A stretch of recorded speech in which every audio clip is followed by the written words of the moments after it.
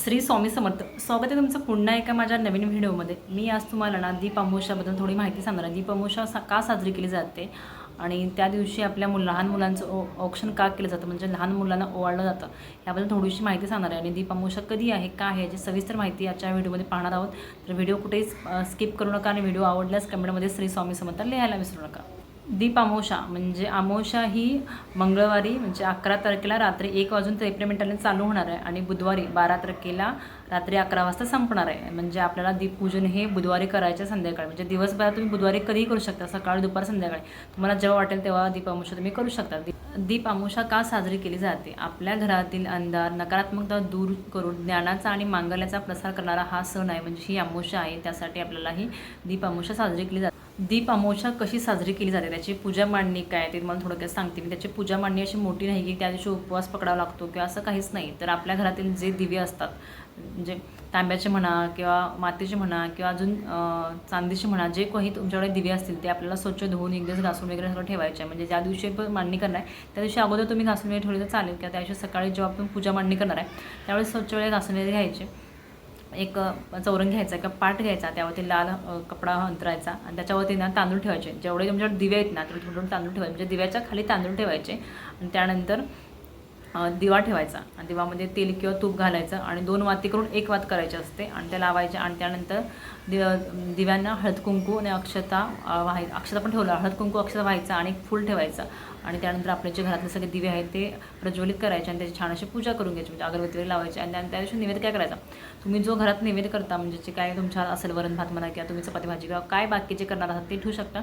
काही लोकांच्याकडनं पद्धत आहे पुरणपोळी करायची, तर काही लोक काय करतात, उकडीचे दिवे करतात.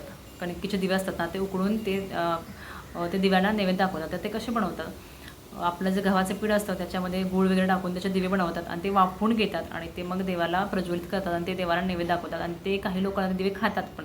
जर तुम्ही खाणार नसाल तर ते हे दिवे विसर्जन करू शकता किंवा कुठे मुंग्या वगैरे असतील किंवा झाडाखाली कुठे ठेवू शकता, म्हणजे जेणेकरून त्या मुंग्या खातील वगैरे.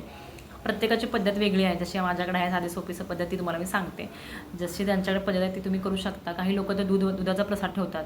जी प्रत्येकाची श्रद्धा वेगळी असते, तुम्हाला जसं वाटेल तसं करून घ्या. पूजा मांडणी काही फारशी नाही, जेवढे तुमच्या घरात दिवे आहेत तेवढे प्रज्वलित करायचे. आणि त्यानंतर शुभम करोती कल्याणम हा एक मंत्र म्हणायचा. आणि दुसरा एक मंत्र आहे तो मी डिस्क्रिप्शनमध्ये सांगते कोणता मंत्र म्हणायचा, त्यावेळेस तो मंत्र सांगते.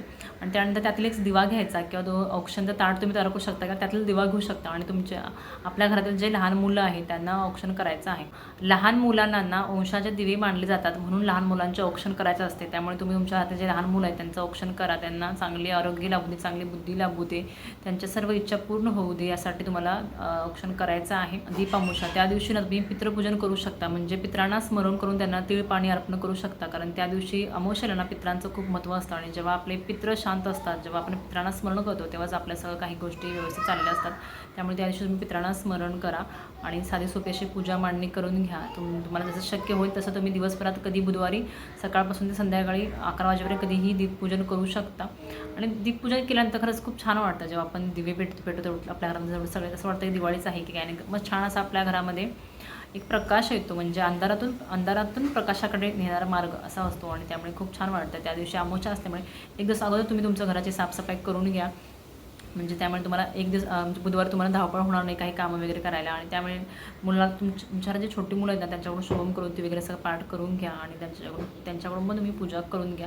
अशी ही साधी सोपी दीप अमावस्याची विधी आहे. काही फारशी मोठी विधी आहे, प्रत्येकाचं सांगणं वेगळं असतं, प्रत्येकाची पद्धत वेगळी आहे. जशी तुम्हाला जमेल तशी तुम्ही करून घ्या. ठीक आहे, चला आता भेटू पुढच्या व्हिडिओमध्ये. श्री स्वामी समर्थ.